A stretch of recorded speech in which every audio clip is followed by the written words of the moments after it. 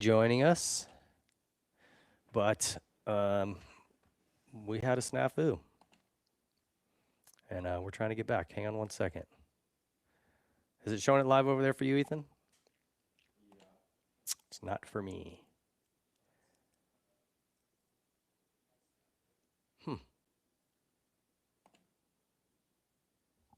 All right, hang tight. There we go. Now we're on. Now we're on. All right. Sorry, I don't know what the heck happened, guys. If you got booted off, welcome back. Sorry, don't know what happened. Technologia. We're gonna be on one of those memes. Okay, so diving back into this 250 class here. Who else? Davies, Adams, Shock, and Simonson. I said those guys are keep an eye on them. They're gonna have good moments this year. I think those guys are gonna both. Yeah, I know. Sorry, guys. I don't know what happened. Welcome back. But anyway, it's gonna be a fun 250 class to watch. I don't really have much else on that 250 class. I'm really anxious to see what happens on the Shimoda thing, but whatever. I'm not expecting the AMA to come out with anything punitive or anything that changes anything. So anyway, okay, let's move on to this 450 class. What an awesome freaking night, man, of racing. I wish I was there. Track was tricky, super technical, had flat, slick corners. It had ruts where they had to come around and get onto that tabletop, and there's ruts. I don't know if you could really tell, but all the ruts across the top of that. And a couple times Hunter had caught him and went sideways. And Tomac, if you go and watch, he was jumping up on that thing. He would go wide a lot of times and jump up and land in between two ruts. It was probably a, I don't know, 14-inch little pad of dirt between two ruts, and he was landing right in that. It's just so cool to watch how technical these guys are, how good they are. I don't know. I appreciate the hell out of it. It's gnarly. So anyway, great night of racing. And Kenny got out front and does what Kenny does. He takes off like a bullet. They were saying he was sick, so he definitely faded hard and went backwards. Still held on for a fourth, which is, good, especially if you're sick. But he definitely changed that battle up front. I would have liked to have seen it if all three of those guys could have got by Roxon at the same time. And I know, I don't know if Cooper or Eli that passed him and then got passed back. I have to watch it again. I know there was some back and forth, but it definitely, Roxon kind of held everybody up and then spread everyone out. And I just wish those three, I wish Eli, Webb, and Hunter could have just gone for it, for the last 10 laps. So it would have been amazing. But anyway, great race. And first of all, congratulations to Hunter Lawrence. We saw this coming, from before the season. I mean, we sat right here in our pre-show and I listened to, Jeff Emig, Grant Langston, and Rick Johnson all pick Hunter to win this title. And, so if you wonder why I have those guys on the show and shows like that, they know what the hell they're talking about. I think they got a lot of heat for picking Hunter. Like, you picked a guy that's never even won a race to win this title. What about this guy? What about that guy? And then when Eli came out and was firing so hard, we were all kind of like, oh, maybe we blew that. But here Hunter is just second, third, second, first, like red plate and extending it. He's definitely for real. And it's got to be a little frustrating for Eli, who has been trying to find a solution to the Lawrence brothers, right? The brothers, he calls them. And the faster brother goes out, and now here the younger brother is leading him at points, beating him. And not, at the end of the day, he's got the red plate, right? So you could say Eli's better. He's won more races. You can say whatever you want. Hunter has the red plate, and he just got his first win. And what does that do for you mentally? For most people, it's a huge boost of just like self-belief, and that will translate into better results in the coming weeks, right? And just more belief in yourself. You finally did it. We'll see. Hunter is very, very like, if you guys watch the post-race stuff, and he's just, even when he got off the bike, I'm sorry, I win my first 450 Supercross race, I'm like ripping my shirt off and running around the stadium. I'm going bananas. He pulled his helmet off. He wasn't even smiling. He's just like, wiping his face off, and he's like, yeah, good job. I'm just thinking, dude, just take a second. Can you give us a couple hours of enjoying it and then go back to, looking to head to next weekend. Like, just, man, enjoy it. It's going to be over like this. And you're going to be like, man, remember when I used to win races? That was cool. So anyway, I hope he does. But he was super calm, cool. And that's the way he is. He's just like, not too high ever, not too low ever. He's like, just keep chugging, right? Keep doing my work. I think that is going to pay off. It's already paid off in the form of 250 titles. I think it's going to translate to 4D titles soon. Tomac kind of was eating into his lead at times, and then Hunter pulled it back out. So somebody said Eli was sick as well. Maybe not. Who knows? He didn't look great all day. 12th. Well, he was fastest in the second qualifier, but 12th in the first one. I would say just looked maybe not the best I've seen Eli on a track where you feel like he should have killed it. You know, those whoops, kind of tough, difficult whoops. Eli's always the guy that's just mowing them, right? He should have been the guy that found that line down the right and was just passing people every lap. So just maybe not his best stuff is all I'm saying. Still great second. He's 4 points out of the championship. He's fine. And going into Daytona, where if you're betting against Eli, you're probably dumb. He's going to be fast. So solid ride for Tomac. No panic there, but I got to believe he's definitely a little bit frustrated by the brothers. Let's go to Cooper Webb. This is my pick for the championship guy, right? I still think Coop's, he does this every year. You think, oh man, Coop, he doesn't have it, man. Those guys beat him. He's not going to, he's done. He doesn't care. He's not, whatever. And then we're not even halfway, guys. We're not even halfway. And he gets stronger as the season goes, and we get to these East Coast rounds that he likes. So he's only 16 points back right now. Now, we're starting to, it's getting to that tipping point, right? So I'm jumping ahead of the points here, but let me just play this out. 149 for Hunter. Tomac's only 4 back. So those two are locked in a grudge match. But you've got Webb at 16 back, Roczen at 18 back, and then Sexton at 27 back. Now, 27 to me, I'm not saying pack it in and go home, but maybe don't worry about clearing off shelf space for a number 1 plate is all I'm saying this winter.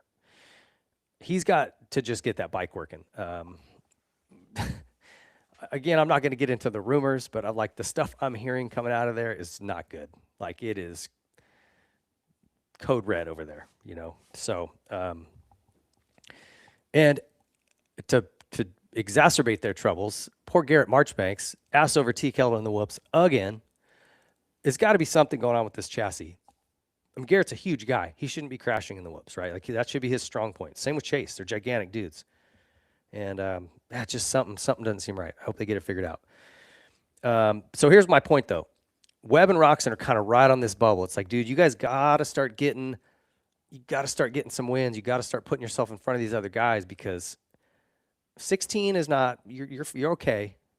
But boy, 27, you get into the 20s, you get past a race. I don't know, man. You're not going to see Hunter and Tomac both DNF around, both give up a race. It's not going to happen. So you've got to be in that mix. You know, Webb could go on a little roll and win 2 rounds in a row, and maybe Hunter gets a 5th, Tomac gets a 4th, and all of a sudden he's in the mix again, right? It doesn't take much. But 27 points, oh man, you need to do some, Tanya Harding stuff to get yourself back in that mix. And you got to do it to like 4 guys. So if we see 4 guys leading this championship get hit in the knee with a pipe, somebody needs to go check on the Chase Sexton family. Oh, Billy Frank. What's up, Billy Frank? So anyway, that's my opinion and thoughts on that on the points. It is definitely time for Webb, Roczen to get going. Sexton just needs to get his life figured out with this bike and start prepping for nationals and SMX playoffs, in my opinion. Obviously, keep working on this bike. You're going to need it for next year, so figure out the settings and get yourself happy. But, like, the championship hopes are out the door. This is really coming down to a 2-man fight with 2 guys still a possibility. So we will see what happens. Now, I would say this is the point in the season, to me, where Kenny typically just starts auguring in and going backwards. But he won Daytona last year. So we'll see. He's a big question mark to me in terms of, like, stability throughout the season, because he's never done it. He's never done it in Supercross. It's always start out just firing and then nosedive. So we will see. Okay. let's go through the results here from this weekend. So Hunter gets his first win. He rode awesome too, by the way. Like that battle with Kenny had to be so frustrating. Like Ricky kept saying in the broadcast, he's got to get by now. And he was right, because you had Eli and Coop coming. But when you're racing that hard, like trying to stick a wheel in and trying to take different lines, and you're already kind of riding where you're on the limit, where I don't want to push too much harder, I'm going to make mistakes. But to get that pass, you have to go kind of toe that line of, I'm about to beat her. And you could see a few times he was taking some chances, and they almost clipped a couple times. I mean, it's sketchy. That's just life at the front of the pack. And to be able to get through that, then go, okay, bring your heart rate down, calm down. You got 8, 9, 10 laps left, whatever it was. And then still hold off attacks from Tomac. That's hard, man. It's so hard. And so just, yeah, props to him. That was amazing. It was a great ride. Like I said, I think Eli, he should have been, I don't know, 10th, 12th off that start or worse in the opening lap. And somehow he pulled like a James Stewart and just mowed through people on that opening lap. So I think last night, if Eli wins this title, he'll look at last night and say, that was big, because that could have been a 5th, no problem. And he could have lost a lot more points. So that was a great ride from Eli just to get to second. Cooper made a couple little mistakes, Cooper Webb. The one where he kind of cross-rutted, he made a few, and it was unlike him. And you could kind of see he was a little upset with himself afterwards, because like when it's crunch time like that and it's technical and it's rutted, that's his dojo, dude. That's where he lives. And I don't want to say he whiffed, but like, he made some mistakes that were just uncharacteristic. And in a place where he does really well and likes to win and has won a lot, I think it was a little bit of a missed opportunity. And like I said, he needed those points. If he could have taken that gap to 14, 13, 12, that starts to look pretty good. Like, okay, I'm 12 points out. It's nothing. 16, you start to go, ooh, I don't know, maybe it just sounds worse. But anyway, Roxon was 4th, like I said. Cooper 6th. He's been quiet all year. I keep waiting for Justin Cooper to kind of get a start and run up front. He can do it. He's definitely talented enough. Just pretty quiet there in 5th. Sexton 6th. He's not happy with that. I do want to give a little shout out to Joey Savacci. I guess Honda did hook him up with some parts, some transmission stuff. Who knows what else? Maybe some mapping. I don't know. But that's the best I've seen him ride. And he's been impressive to me all year. I keep just saying, man, why does this guy not get a factory? Someone put him on a factory bike, Give this guy a shot, because with the right, and this is no diss to his team that he's on. Those guys are awesome. They're doing a great job. They had 2 guys in the top 10 in the 450 class. Not easy to do. But I'd like to, what would Joey Savacci do on a factory Honda bike? Don't know. Maybe no better, but he's riding so good. So I just wanted to give him some props. He's been crushing it. AP in 8th, Craig 9th. Great ride for Christian Craig. Stoked to see him kind of making some steps forward. And then Ferrand is 10th on the Ducati. And I will say, like, I was watching the Ducati, as they were showing him battling with some guys. And Dylan said at the start of the season, it's the best Supercross chassis he's ever ridden. This was before round 1. Because it's the best Supercross chassis I've ever ridden. I thought that was pretty bold. That was pretty, like, a lot of us kind of looked around and went, okay, when he left the room. But he's making it look really good, for a first-year bike in the premier class, and he's 10th every weekend pretty much, And Dylan's, let's just be honest, it's not a diss on him. He is a national champion and multi-time Supercross champion. He's awesome. But he's at the tail end of his career, right? I don't think he thinks he's going to win. So for him to just go out and be top 10ing on this bike week in and week out, I think it's impressive. I don't know if they're happy or not, but I think it's pretty dang good.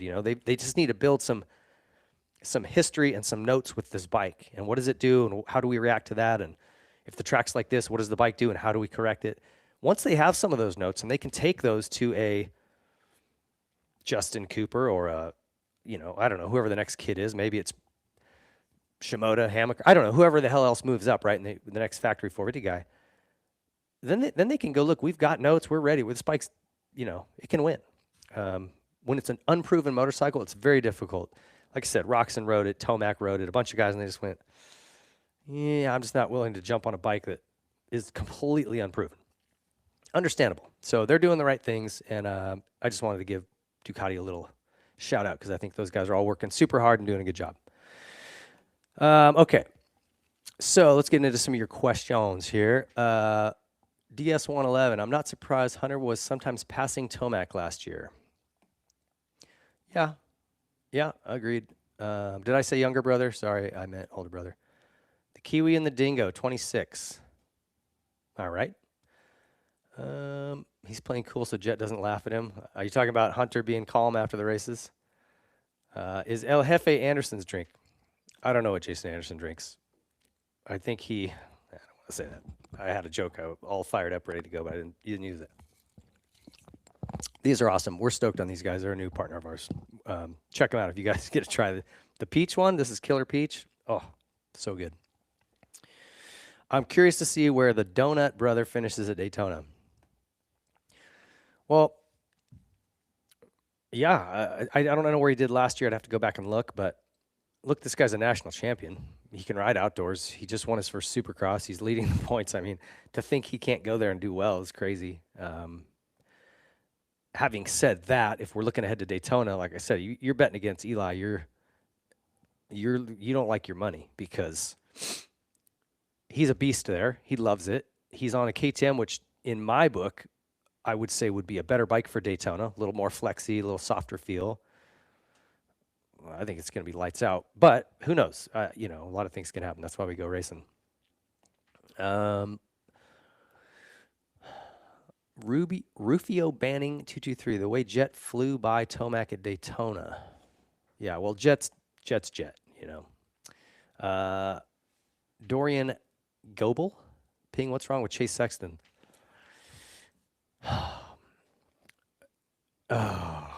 Well, listen. There's some things I have heard about, but it's like kind of personal and stuff, and I don't really want to get into it. It's not my place. But he's got problems with the bike. He's got problems with his whole program. Like he's got a lot of stuff, and I hope he can pull it together and figure it out. But man, it's frustrating to watch, and I think this is why you keep seeing him change teams. He's kind of running from trying to get away from his problems, but it's like, he's the only one that can fix these problems. I don't want to get into it more, but it's sad and it's frustrating, and he's so stinking good, and he is not getting the best out of himself right now. And I just hope he can, because he's awesome to watch when he's on, and it's just, you can tell he's not on. And so I don't know what it'll take. Eat Kami says, why is Sexton entering corner so slow? Looks weird. Yeah, like I said, setup, your bike, your comfort on the bike. I mean, this is common sense, and you guys that ride, this. It's like, if you don't feel comfortable, it just doesn't feel like it's going to do what you want it to do. You get yourself into a defensive posture, and you're not riding like forward and aggressive and charging. You're kind of going like, oh man, don't die. Like this thing is, I don't know what this thing's going to do. So it's obviously doing something he's not comfortable with, and that affects his, confidence. That affects his riding, and here we are, and he's getting sixth when he should be fighting for wins every single weekend. So, I don't know. Anyway, TGC 1023 says Eli has to correct his starts. He can't rely on always trying to make up positions. I think he's been pretty good with his starts this year. I'm not a stat man. I don't really give a crap. But if you go back and look, his starts have been pretty good. I think better than usual. He got decent on the Yamaha the last year, but normally his starts suck. That's kind of, he's not a good starter. He's better than maybe Mike LaRocco used to be, but he's not a great starter. But he has been pretty good on this KTM. So I don't know. Let's see. I just lost it. Let me go back up here. 2023. I don't know that. Just finished WTS Baja podcast on our Sunday drive. Got home and got a live one. Pretty cool. I don't know what that means. Are you talking about our buddy Samuels? Mark Samuels was on. Great dude. Great guy. If you guys didn't catch that episode, it's super good. A lot of respect for that guy and what he's doing in Moto too with this team. Eat Kami says Coop should have kept that oxygen mask on. He would have won. Impossible. The Lawrence brothers play chicken with other riders when lines come together. I say, don't back down, and if it means y'all both go down, so be it. It'll get to the point they will stop playing chicken. All right. Maybe. I mean, look, that's pro racing, man. Some of it is chicken. You know, when guys come in and make a block pass, if this guy up here doesn't realize he's overtaken and he just keeps coming, and that's when you see them both go down. So a lot of racing is playing chicken. I mean, that's just how it is. What's wrong with AP? He was killing it last year. Is his health okay? It sounds like his health is okay. Just, you know, he's in a tough class, dude. I don't know what to tell you. I mean, he's getting 8th. I feel like he should definitely have been a couple spots ahead of where he was. But, you know, he talked at the beginning of the year about his biggest problem is confidence. He just doesn't believe he belongs up there with those guys. And then a lot of times by the end of the season, and this sometimes happens because guys will get hurt. And so then all of a sudden, if he was getting 7th, he's getting 4th, getting 3rd, grab a podium. And then you start to believe, oh, I can be up front. But then you go to Anaheim with everyone healthy, you get 9th, and you go, oh, never mind. I don't belong up here. So probably just some psychological stuff. Racing's tough, dude. I mean, it's really hard mentally. So Rufio Banning says the pace is faster than ever now. I agree. I completely agree with you. When you going in for the knee ping, that's for me, commies. It's done, buddy. Tuesday, I'll be 4 weeks out. You guys want to see? I'm going to show you. Check this out. Can you see the scar? Can you see it? I don't know if you can see it. Anyway, it's a hot mess. 2 weeks of like nightmare. And then the last 2 weeks have been just moderately annoying. Can't stay up on my feet too much, but it's coming around. So we'll get there. I think by 2 months, from what I understand, it's going to be feeling better. Yeah, you can't really tell from that picture. Anyway, okay. Hey, Ping, did I miss the red light situation with Shimoda? Yeah, Damien. It's Damien Lice. Yeah, we talked about it a bit at the start of the show. Super frustrating. I don't have much to say other than, like, I'm just disgusted by the people running this. You know, at this level, there shouldn't be those kind of mistakes being made. There just shouldn't. Now, I don't know if there was somebody down and the light, maybe they couldn't get the light to go off. Maybe it went, I don't know. I didn't see anyone down in that whole section still when they came around. So don't pull start me again, but that whole thing pisses me off so bad. It should not happen. Billy Frank says, don't know the answer to the Shimoda tomfoolery, but he got screwed. Completely concur. What can Sexton do to stop pointing at the bike for everything? It's always the bike with him. He's so damn good. It's really a shame he's so in his head. That's White Arrow. Yeah. You know, the hard part is that they're kind of tied together, right?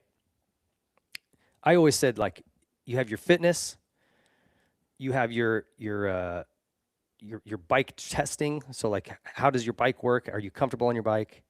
And then you have your riding, right? And all three kind of go together. But that's the tripod of success. And if one of those is off, you're falling over, right? I mean, and right now he doesn't have. I don't know if it's the bike. I think it's probably just comfort on the bike. He's not there. That's screwing up his confidence. He's not able to just go and train and do laps. So maybe that's affecting just his riding. I mean, it seems like just all three legs are crumbling on him right now. That's just my take. But this is also becoming a pattern with him where he blames the bike, right? I mean, how many teams does he have to leave before he takes a look in the mirror and just goes, all right, I got to, what's going on, Let's see what else we got here. Joshua AG says, I think I'm picking Webb for Daytona because he's mad about losing at the tracks he typically wins at, and he wants to take a win from Eli at Daytona. Maybe. He said that as much on the podium. He's like, hopefully I can go steal a win at Daytona. So we'll see what happens. Daytona 25, Roxon, Webb, Plessinger, Coop, Sexton, Mookie. Yeah, so, I mean, Roxton won. Webb was second last year. So when you talk about maybe him going down there and stealing a win, I mean, it's not like he's slow. So it's totally a possibility. Be cool to see. We need an East-West showdown at Daytona next year. That would be pretty sick. Doesn't make a lot of sense, though. Try to put those in the middle of the country. Let's see.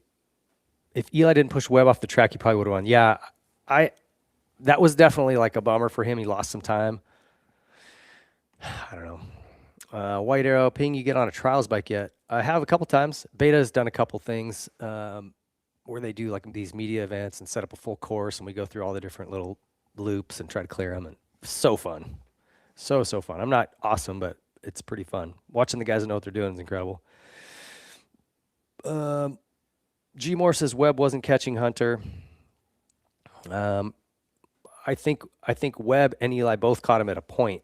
Maybe it was lappers, maybe it wasn't, but it stretched right back out. Like I said, Hunter was solid. Last year, Hunter didn't race Daytona, I think, and in 24, he finished close to last, probably def or something. At least that's what I see when I look at the results. I'd have to go back and look. Yeah, I don't know. But if he didn't race Daytona, like I said, this is a guy who's won an outdoor national championship. He's leading the 450 Supercross points. To think he can't ride a motorcycle at Daytona because it's a hybrid track is insane. I mean, this guy's, I would say Daytona is more like, especially these days, old Daytona was different. It was a different animal, dude. It was like middle of the day, so 100 degrees. It was longer motos, longer track. I got third at Daytona one year and was leading for 17 minutes. Now, a normal main event would have been over. And in the last 2 laps, Ferry and Dowd got me, and because I was just exhausted. I had a broken finger, and long story, but totally different deal back then. Now, it's just literally like an SMX playoff round. It's an outdoor track with some Supercross jumps. How has Hunter done in the SMX playoffs? Pretty damn good. So I wouldn't worry about Hunter. He's going to be just fine at Daytona. Aaron rides old school, needs to work on technique. I agree. I love AP, but he is rounded back, elbows down, and I truly think the same thing. I think it limits him in a lot of cases. So that was RK Bells. I agree with you, dude. Totally. Let's see. Pags says Davies came from last to 7th. He came from last to 5th. Great ride from Cole Davies. I mean, great ride. Yeah. So, when the new chassis launched, the Japanese engineers came over for the launch, paraphrasing here, but said the bike was built for the everyday guy. I think they missed the mark or tunability. I assume you're talking about, this is J Beaver 76. I'm sure you're talking about the Cowie. Yeah, this was their goal. When they came over, they did say that. It's kind of meant to be, they built the Cowie to be good at everything, but not great at any one thing. And that way it would appeal to the broadest range of riders, right? Big guy, little guy, fast guy, slow guy. And maybe that's the case. Maybe it's making it to where they can't get it to perform at a very high level in a spot that Chase wants it to, but it doesn't seem to be just Chase, right? I mean, it's kind of everyone that's been there. And it kind of seems like even before this new model came out. So I don't know. Like I've said this before, it's super head scratchy to me because I know a lot of those guys over at Cowie. They're great dudes. They're super, super intelligent and experienced. So it blows my mind they can't get this figured out. And, if you listen to Jake Weimer this past week, and I've said this before, this is no secret. Jake's told this to a lot of people, but he just said it on air in a podcast last week. But like, they just basically say, here's the bike, dude. No, this is what works. Now, Jake Weimer's not a championship Chase Sexton level guy, but he's still on your team. He's a factory Cowie guy. Wouldn't you want to make him happy? Like that mentality to me is just makes no sense. Like it just makes no sense. But anyway, I don't think that's it. Because like I said, these problems have been happening before this new model. So, but if you think of like, and you could even go back if you go listen to our Whiskey Throttle show with Larry Ward, they called, this goes way back, right? But factory Kawasaki, it would have been, oh man, 05, 4, 5, 3, 4, 5, 6, 7, somewhere in there. Remember when they had Lusk, they had Larry Ward, they had Damon Huffman, and this is KX250. So, we're going way back, but those guys called that bike the career killer. So I don't know. Maybe there's something over there from an engineering point. I don't know, and I don't want to diss on the Cowie guys because those guys are great dudes, and I know they're working hard. I hope they figure it out. That's all I'll say. Hunter is super strong mentally. Yeah, yes, he is. You don't do what he's doing without being that. CBH 148 says, Ping, did you ever have any red cross flag incidents in your racing days, or do you recall others being penalized during races you were in? I know there were no lights for it back then. No, it was kind of kind of loose back in our day. I mean, I feel like they would either just throw a red flag or it was yellows, right? Like if someone was unconscious, sprawled out in the middle of the track, they were like, oh, all right, I guess we got to red flag it. It was like last resort. And I'm not condoning that. I think rider safety needs to be taken into more account. And I do like that they're quicker to throw the lights on or throw the red flag or the cross flags. Rider safety's got to be more important. But you have to have your crap together. You can't have a light blinking when the leader comes by and there's nobody down, and you just completely change the outcome of this race. Like insane to me. I don't even know if they had a red cross flags back in my day. Like I said, I think it was just yellow and red. So it was either careful, you might, somebody's busted up into a million pieces over here, or this guy might be dead. We better red flag it. That was kind of your two options back in the 90s. Let's see. Wouldn't Chase notice the problem before he signed? Couch Slouch says that.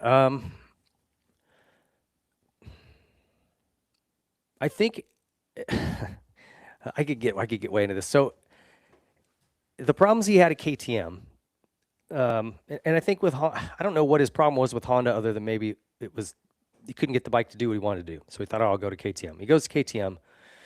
He thought they were out to get him. Like he kind of gets this mentality, like you guys, you're not doing exactly what I want. You're out to get me. And it's like you got to remember that these manufacturers do have obligations to partners they work with, whether it's KYB or it's Showa or it's whoever, right? In KTM's instance, is WP. Do they really want to put Kayabas on there when KTM owns WP? It's like, no, if we could use WP, that'd be really great because we own that company and we'd like to promote it.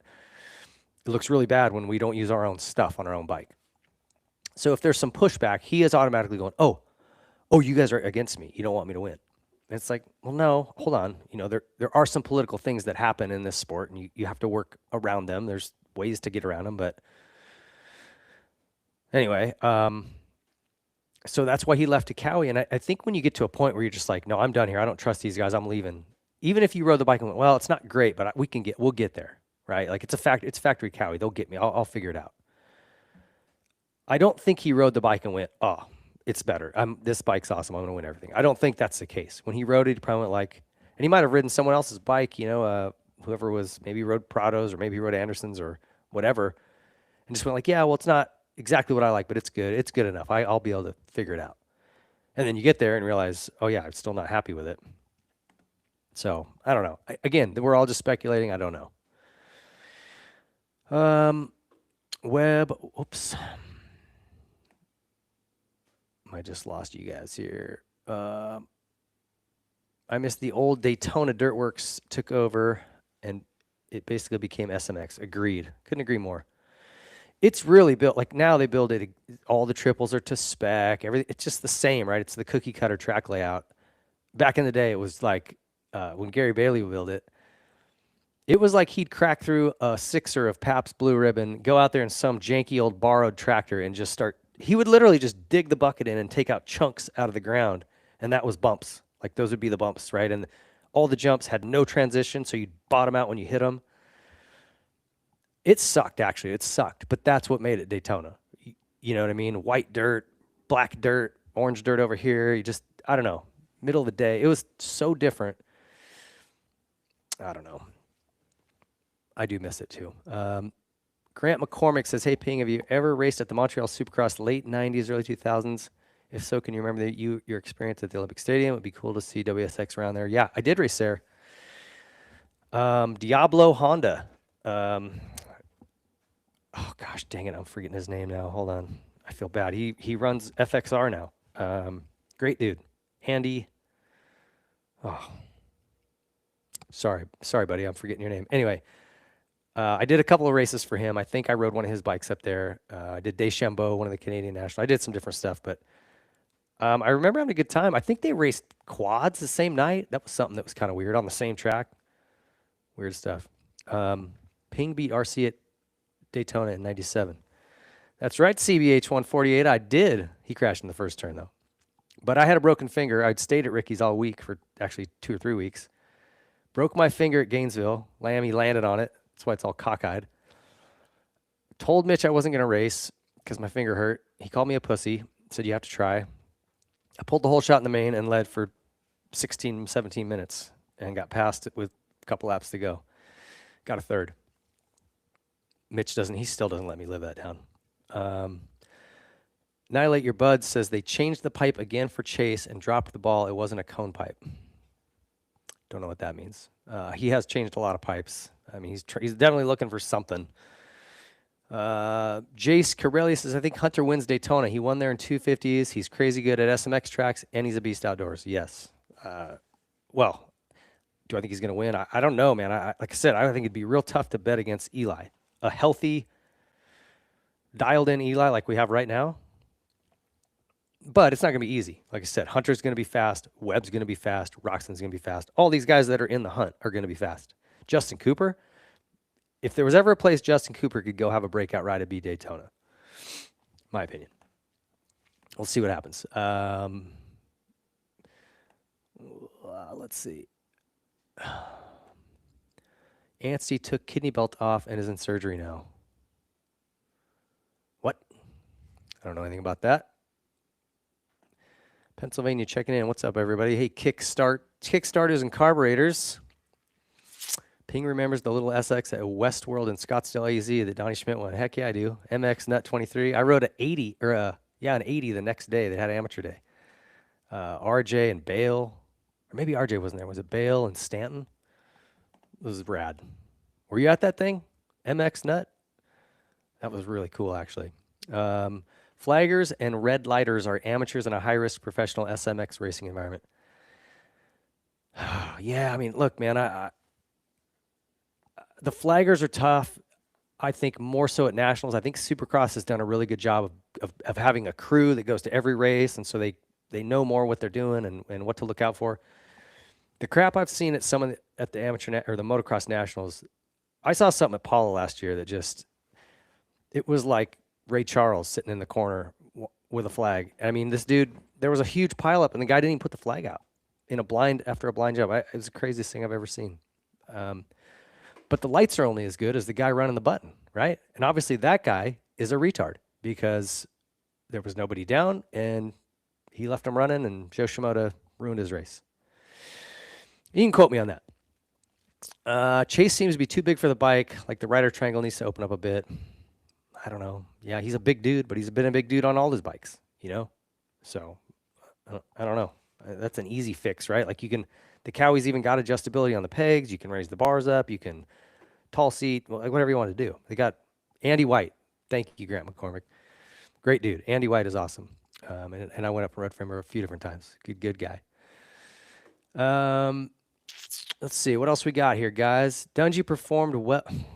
Dungy performed well after retirement. Is any retired rider you could see doing similar results-wise? No, but I mean, mostly it's because once guys retire, they're done. Like you have to want to do it. You got to want to suffer this. You can't go out there just, I'll just go do it. It's like you got to be all in. My mom is sitting here in the studio. She's down visiting right now, and we were watching the race, and she's like, "Do you miss this?" And I was like, I miss the checks. I miss being on the podium. Those were like such cool memories and feelings. Each one as good as the next, but no, man, I watch racing now, and I just like, it is so crazy. I can't even. Sometimes I'm like, I can't believe I did that. You guys don't know, like when you see a guy get slammed, like that feeling. Unless if you race and you've had a big crash, but like that feeling of just, and your head, everything flashes, and you just get the wind knocked out of you, and everything hurts, and you just want to die. Like who was it? The start of the 250 heat. There was a big pile up, and there's one guy. He's just on his hands and knees crawling, and he's like crawling in a big circle. And I didn't mean to laugh, but I'm just like, God, I just know that feeling. It's so, God, it sucks. I don't ever want to feel it again. It's such a shitty feeling. Hurts so bad. All right, what else? Yeah, Cole Davies' whoop speed is nuts, for sure, guys. He says, yes, sir. RJ was out with his wrist issue. Oh, that's what it was. Bale wasn't too interested in winning, and Schmidt was amazing. Yeah, I remember there was a couple factory Honda guys, though. I think Bale was there. I just don't think he... Yeah, anyway, interesting. Pretty cool that I got to see Donnie Schmidt win one in person like that before he passed away. Let's see. You guys got any other questions on this stuff? If not, we don't have any callers. What the hell, man? Come on, club members. What are you doing? Y'all sleeping it off? Ping, I still have the flyer from Westworld Supercross. DeCoster signed it for me. That's a collector's item. The story of how that thing came together is pretty funny, too. I don't know if we'll ever get that told, but... what all did Chase change on his bike again? Heck crew. What didn't he change would be an easier question. I think he's soup to nuts. They've gone through that bike trying to find something. We'll see. Sushi was in kamikaze mode. Yes, he was. Let's see what we got here. Sorry, this thing keeps bumping every time people jump in. How was Davey so much faster in the whoops? Just more balls to hit him faster to begin with. Got to figure some others want to go that fast. What could be stopping him? That's CBH 148. Well, the whoops are tough, man. I mean, I will say this: if you're good in the whoops and you have a good 250, it's easier to get a 250 through certain sets of whoops. If you're not right out of a turn, like in this case, right? They were tripling or whatever and had plenty of run in. If you've got the balls, like Cole Davies clearly does, he just watch how much speed he's bringing in. Like that's where the whoops are won or lost is the 40 feet before him. If you've got room, right? If it's right out of a turn, that's what makes them difficult because you're trying to get up into fourth gear, probably going through the turn in third, catching fourth or something right into them. Sometimes they'll do fifth even, but it's all entry speed. Once you're into them, all you're doing is trying to maintain that speed. Right, and not and stay level, not let that front end dip, not let it miss a whoop, because that's when once the trajectory starts going up and down, hang on, it gets very interesting.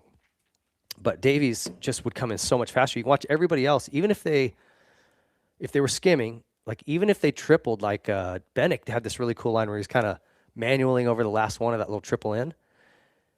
But those guys would all you could see them either letting off the gas or even checking the brake a little bit because they were sketchy. I mean, they were edged and they were tough.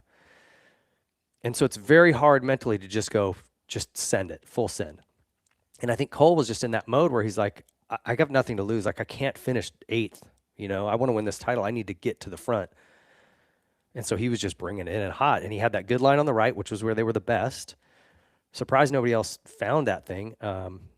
And once you have a lot of speed, we got a caller. Hang on one sec. Once you have that speed and if you just stay steady on the throttle, keep good throttle positioning, keep good body positioning. Is the call working? Hey, yeah, you're on, bud. Who's this? I'm on. Hey, dude, it's coming. This is Jason. Jason, welcome to Apres Moto, buddy, and thanks for joining the Whiskey Throttle Club. Hey, quick question. I just long-time listener, first-time caller. All right. Let's look at the 3 most impressive guys so far this deep into the season. 450 class, 3 most impressive to you. 450 class? Okay, Hunter. 450 class. Tomac. And I would say at this point, Roxon. Probably because he's been a surprise a little bit to me. You know what I mean? He's got to win, but he's up front. He's winning heats. He's kind of doing everything right. So I would say those would be my 3 guys that to me have been the most impressive. Cooper Webb has been, consistent-ish, but like not ever. He hasn't really ever stood out yet. But I'm still not writing him off for this title chase because of his history. He's never really impressive at the opening rounds. He starts getting impressive about now. And Ricky used to always say that the series starts after Daytona. And so, there's something to that when, he might have some goofy little sayings on his broadcast and speak in cliches and sayings, but there's a lot of truth to that because awesome. you start to get the fatigue of week in and week out racing. You start to get, physical fatigue, mental fatigue. You get a little bit of burnout. That excitement and that fire that's there with everybody at the first 4, 5, 6 rounds starts to kind of fizzle. Mm-hmm. And then it's just, man, who wants it? Who's got the heart, who's got the grit, and who's doing the work during the week to stay strong through to the finish. So Ricky was, that's wiser words were not spoken when it came to this championship, and Cooper Webb knows it. He's proven it 3 times. So those are my 3 guys. He just seems like he gets stronger as it goes on. Well, that's cool, man. That's awesome feedback. Thanks so much, man. Hey, keep up the good work. Yeah, thanks for calling in, buddy. Okay, see you later. Cheers. All right, if you are a Whiskey Throttle Club member, call in. We emailed you the phone number, so call in and chat with us, man. And if not, all you guys in the old chat room over here, you can still send in questions. We'll try to get to them. Kenny said to stop talking about his fitness, that he is fine. Heck crew. Well, all right. Well, then he just gets slower as the season goes on, historically, if it's not his fitness or his health. So, but like I said, he's been impressive this season so far. We'll see what happens. TGC 1023. Well, actually, he's responding to somebody, but I want to answer this. Where the heck are you? But he says, where is it? It's not. He says it's not you, just you. Eli has definitely slowed the pace entering the whoops. I feel like there's something to that. That was interesting to me when I guess why it caught my eye. He was jumping through whoops last night, and I was like, that's different. He doesn't really do that. Even when everyone's jumping, Eli skims. He's just big enough and strong enough that he just muscles through. And it was pretty interesting that he was jumping last night. And, like earlier in the season, I think it was A1 when we saw Chase jumping through the whoops. Chase is another guy. He skims. He's big. He's good in the whoops. Even if they're beat up, he can get through them. It was interesting. So I don't know if it's a setup issue. And, to be fair, outside of Davies, tripling through him was probably just as fast as skimming in the 450 main, let's just say. I don't know that anyone was skimming and making up time on a guy doing 3-3-3 or whatever they were doing. So I've certainly had races that way where it's faster to jump. It's just faster. So anyway, not sure. Rufio Banning says, Kitchen enters the whoops fast but slows down midway. I don't know. He seems to be pretty good in the whoops to me. Deegan checks up before the whoops as well. I mean, look, sometimes you got to check up a little. You can't just come in. You come in too hot, and then you miss one, and it's disaster. Like you're going upside down. But watch those guys. You can see the guys that enter, like Davies. He didn't touch the brakes. In fact, when he'd land, you could tell he grabbed another gear and got accelerated harder again. And then maybe just chopped for a second to kind of set up into the whoops, and then just kept it nice and steady. He was crushing it. HCR Mafia says Jordan Smith was the only one skimming, and he implied that he was brainwashed by previous teams that jumping wasn't an option. To have a team tell you that, oh, you can't jump. I don't think that's good. I mean, there is definitely races where jumping's better. And Cooper Webb, especially when we get back east and they get super cupped and they get like a trail through them, you can't skim those things. The back end will just it'll catch one side and then it starts doing this. And you'll either crash or you'll wish you crashed. And you can hop through them so easy. So, yeah, those were gnarly whoops for sure. But like I said, there was a good line to the right.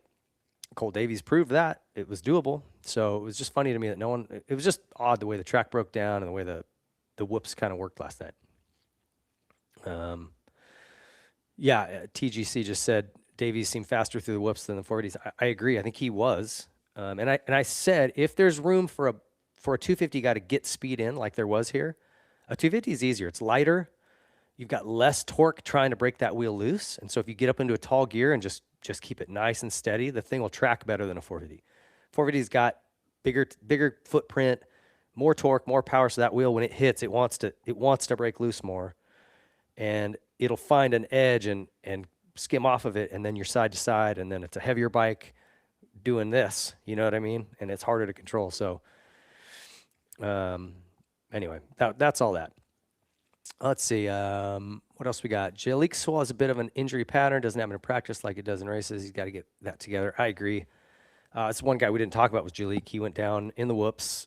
Thought he was hurt. I hope he's okay. He got up and rode off, but bummer for him for sure. And you're right. It's you start to see this pattern with guys, and it's not that they can't change, but you got to do something to change, right? You can't just keep doing the same things and expect this pattern of crashing and getting hurt to go away. So I don't know what that is for him. I don't know him well enough. I don't, study his program, but he needs to do something different because whatever he's doing, he's just going to keep getting hurt. RL Hartram says, Chad Reed posted saying jumping whoops is not the way, and it's for weak bike setups and underprepared riders. That sounds like something Chad would say. Chad's very black and white. He should be in the military. He'd be great.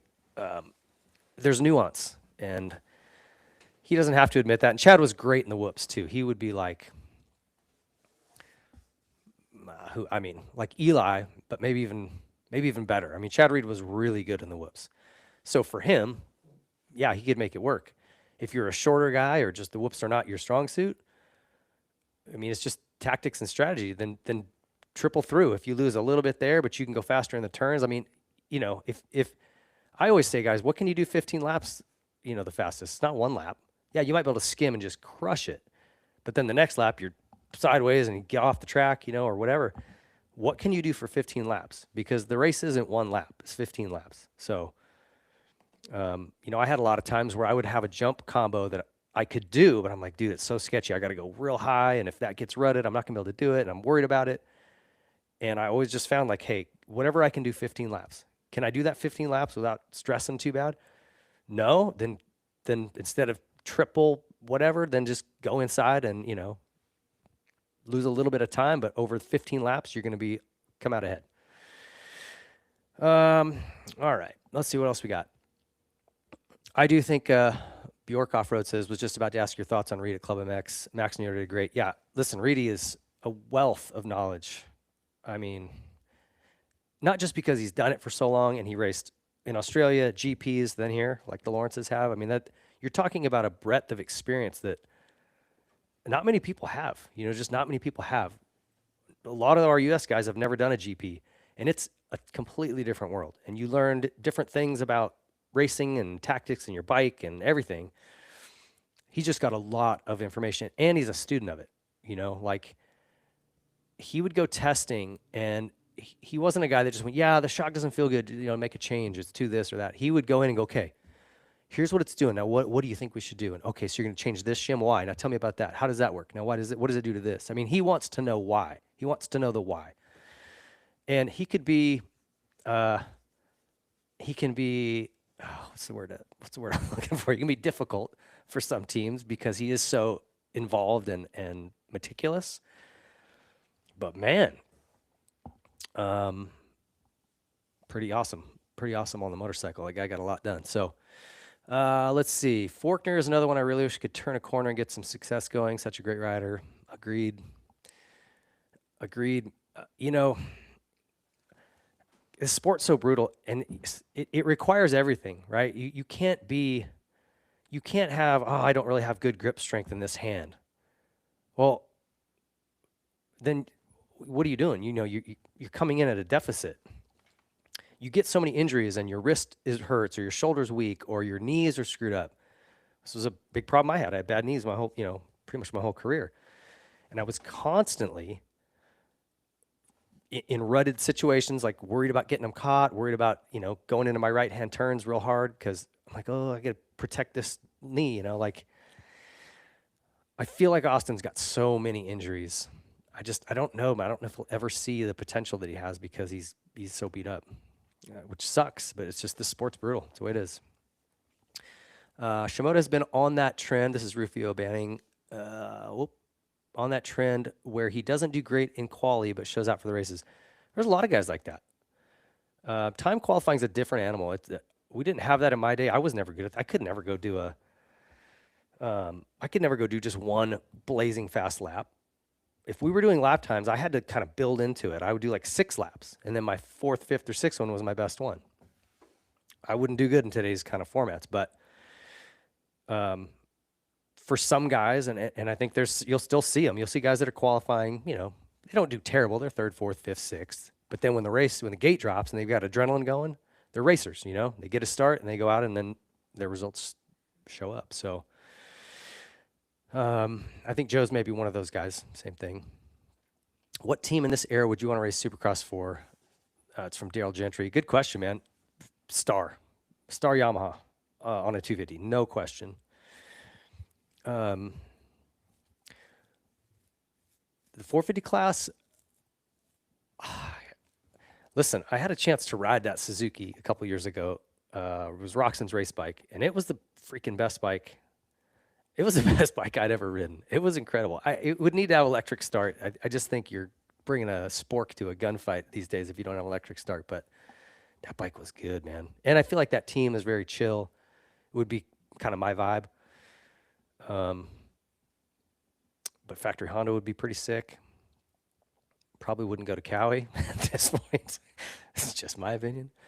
All right, CBH 148 says, Ping, if you got the 4th place in Dallas that Hammaker just got, what would Mitch be telling you on Sunday? Well, Mitch win. Mitch 1995 would slap me in the face and tell me to go kill myself. No, he was much more abrasive back then. Look, Mitch is if you're working hard, you're putting in the effort, you're not making excuses, you're giving everything, then Mitch he's on board, like he look at these guys he's backed, like Cameron McAdoo. This guy's not really been in, how many races has he won? And he's been with Mitch for like 7 years, but he tries his heart out and his balls out at times. He always gives you 100%. Training, riding, testing, whatever, right? And so Mitch rewards that. He's a fair dude. He's he's awesome. And I think he's gotten, in his older age, he understands screaming at everybody isn't the answer. So, Heck Crew, good question here. Do we see Jet becoming injury prone as well? I'll tell you this, with this last time, I kind of, my eyebrow kind of popped up. I went, oh man, again, like 2 years in a row. Whew. So I don't know.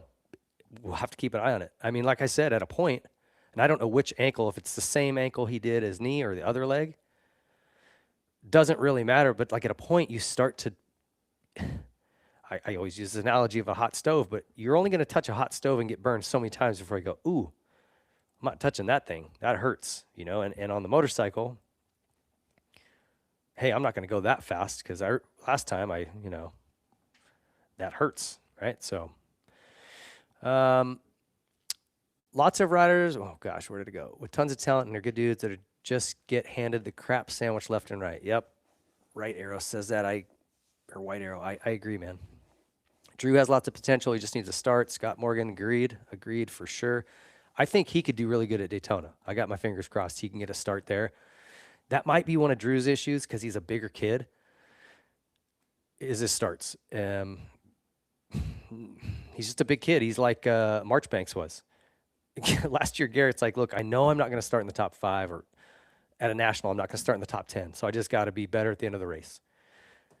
It's tough. On a 250, you're putting yourself at a disadvantage by being heavy, and he's just a bigger guy. Beast from the West says, I think Davies is a force to be reckoned with. That kid has the same type of energy Jet brings to the table. Totally agree. Totally agree. Cole Davies, we may be watching like the next Jet. I think pretty early to tell, right? He doesn't even have a championship under his belt yet, but you watch this kid ride and just the technique, and I credit Ben Townley with a lot of that. BT saw this kid, man, I want to say 6-7 years ago. He brought him over to California, and I bumped into those guys at the track, and he introduced me to him, and he's like, I've been working with this kid. He's going to be good. And I was like, oh, cool, man. Brad, nice to meet you, blah, blah, blah. And it's funny. You just watch him every year. He'd come back, then he won Futures or whatever it is. They keep changing the name of it, but at Anaheim 2 years ago. I'm mixing it up. And I was just like, dude, you're doing it. Like, I was like, BT would be so proud. So it's been cool to watch him grow. And I just think you watch all of the things that are tough, right? Like his fitness, it's great. His whoop speed, incredible, right? I mean, all his jump line, he did that quad, I think, before anybody. He's just got everything you look for in a guy to be a future champion. It's like, oh, he's got it all. So if I'm putting money on a 250 guy in that class in the East, he's my guy right now. But I say that also saying Brown is ripping, Shimoda's ripping, Bennick's ripping, Hammaker's ripping. That's why I said it's going to be a really fun season to watch. Okay, anything else? Davies doesn't have it like that. Sorry, Moto Man doesn't think so. All right. Well, we shall see. Time will tell. He's got a bad mentor. He should have stuck with Phil. Well, all right. There's a lot of opinions. We all have them. Hey, I appreciate you guys tuning in. These are fun to do. I enjoy just kind of bench racing with you. So thanks for sending in your questions. If you are a member, we email you the phone number.